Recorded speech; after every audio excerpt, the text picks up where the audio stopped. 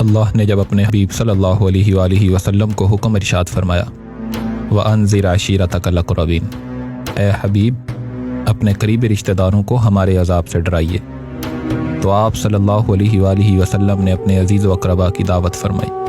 یہ اسلام کا ابتدائی دور ہے۔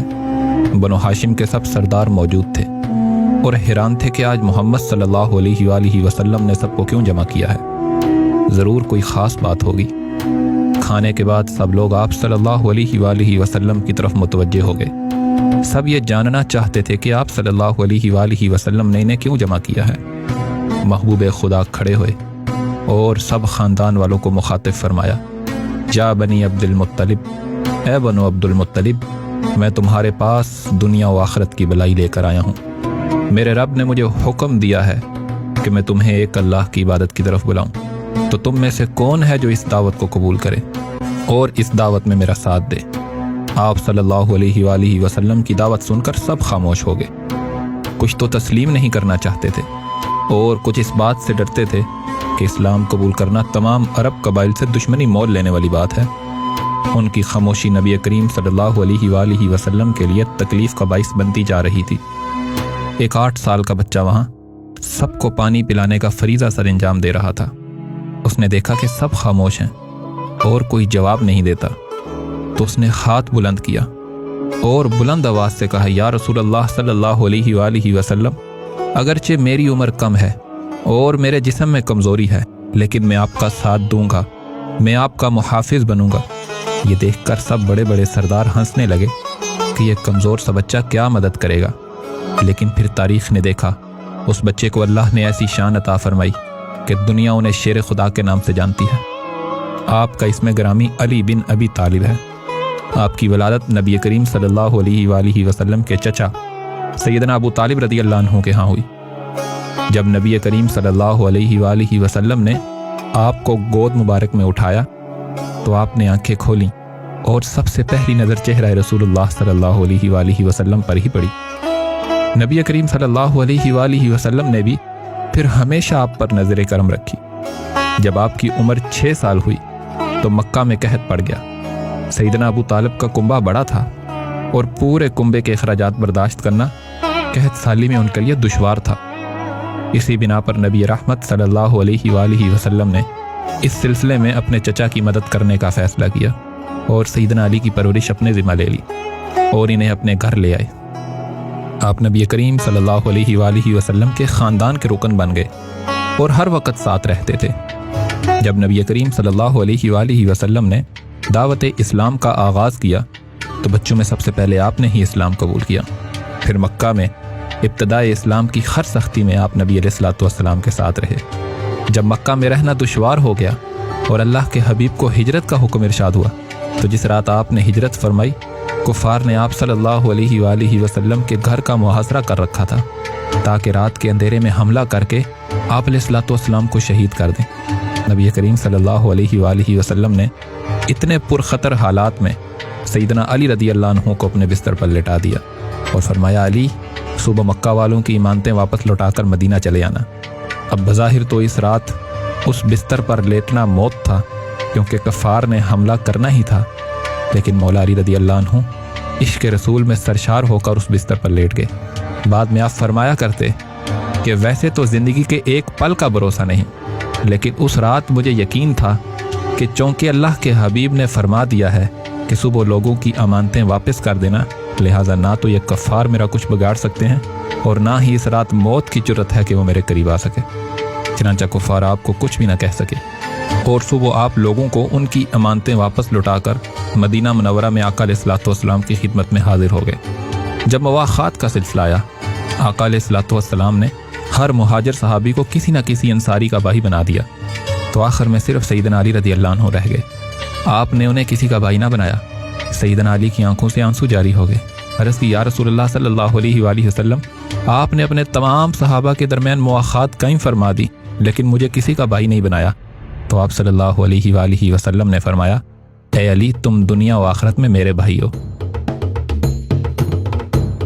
ہجرت کے دوسرے سال نبی علیہ الصلوۃ والسلام نے اپنی لخت جگر اور محبوب شہزادی سیدہ کائنات خاتون جنت सैयदतुना फातिमा ज़हरा रदी अल्लाह अन्हा का निकाह सैयदना अली रदी अल्लाह अन्हु के साथ कर दिया और सैयदना इमाम हसन और हुसैन रदी अल्लाह अन्हुमा सैयदा फातिमा और सैयदना अली रदी अल्लाह अन्हुमा के ही साहबजादे हैं, जो कि जन्नत के जवानों के सरदार हैं और इन्हीं की आल को आले रसूल होने का शर्फ हासिल है। नबी करीम सल्लल्लाहु अलैहि वसल्लम ने उनकी मोहब्बत को ईमान की शर्त करार दिया है और सैयदना इमाम अली, सैयदतुना फातिमा, सैयदना इमाम हसन और सैयदना इमाम हुसैन रदी अल्लाह अन्हुम को नबी करीम सल्लल्लाहु अलैहि वसल्लम ने अपनी चादर मुबारक के अंदर दाखिल किया और फरमाया, अल्लाहुम्मा हाउलाई अहलु बैती, ऐ अल्लाह ये मेरे अहले बैत हैं, तू इनकी नापाकी को दूर फरमा दे और इन्हें अच्छी तरह पाक कर दे। रसूलुल्लाह सल्लल्लाहु अलैहि वसल्लम की हयात मुक़द्दसा का कोई पहलू ऐसा नहीं जहां मौलाए कायनात शेर खुदा सैयदना अली मुर्तज़ा करमल्लाह वजहुल करीम हमें नबी अलैहिस्सलातु वस्सलाम के शाना बशाना खड़े नजर न आते हों।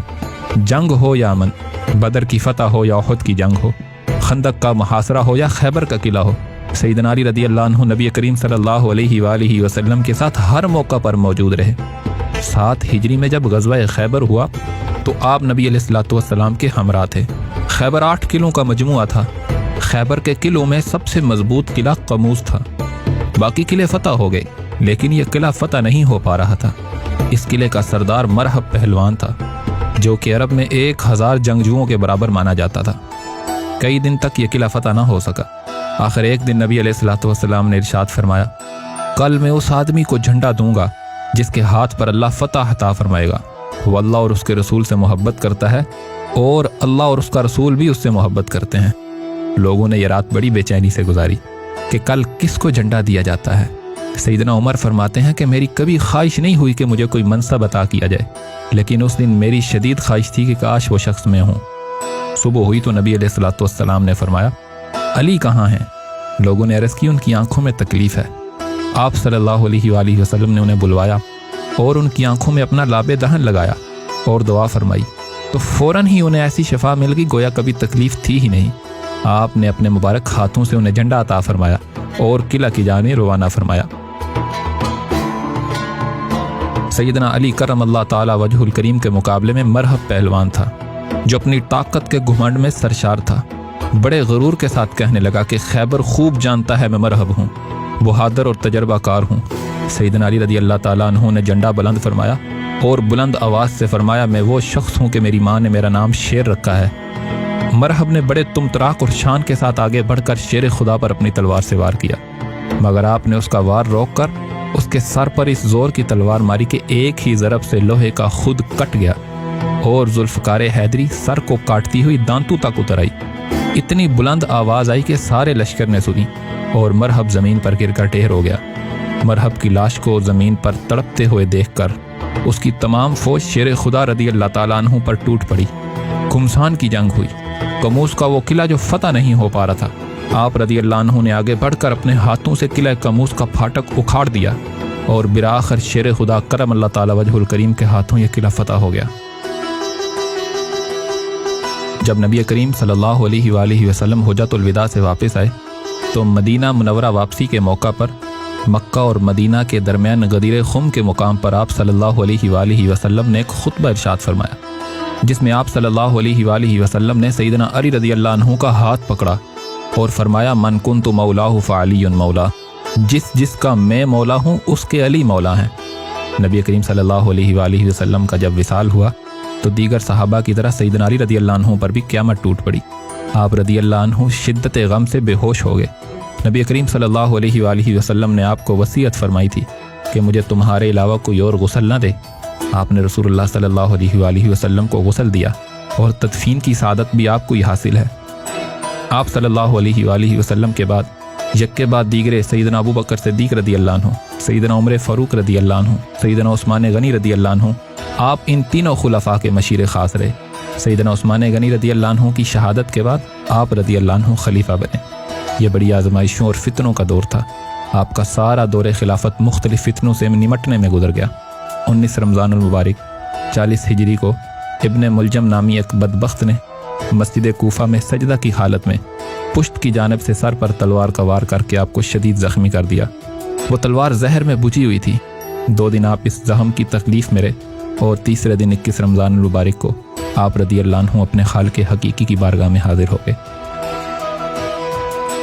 اللہ ہم سب کو اپنے حبیب کریم، آپ کے اہل بیت کرام، صحابہ کرام اور اولیاء صالحین کی محبت نصیب فرمائے اور ان عظیم شخصیات کی سیرت پر عمل کرنے کی توفیق عطا فرمائے۔